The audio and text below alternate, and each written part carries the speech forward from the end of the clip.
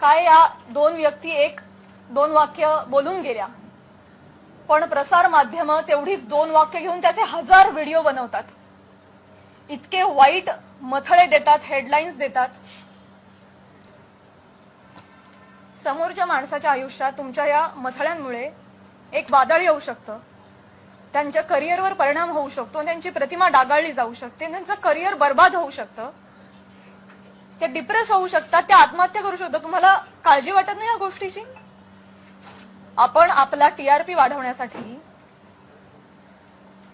आपण आपला एक सेट टार्गेट अचीव करण्यासाठी कुठल्या थराला जाऊन बातमी करतो, त्याचं किती वेगवेगळ्या पद्धतीनं. आता फॉर एन एक्झाम्पल, कालच मी ही बातमी वाचली आणि ती इतकी हर्टफुल होती.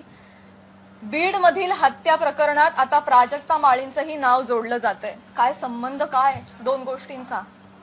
आपण काय हेडलाईन्स करतो त्याचा समोरच्या माणसावर. ही माझी आई रात्रभर झोपली नाही, 1.5 महिना. मला वाटत नाही तिला शांत झोप लागली असेल. एक कमेंट नाही जी यांनी वाचली नाही. हा माझा भाऊ, यांनी सोशल मीडिया बंद करून टाकला, सगळे अकाउंट्स डिलीट केले.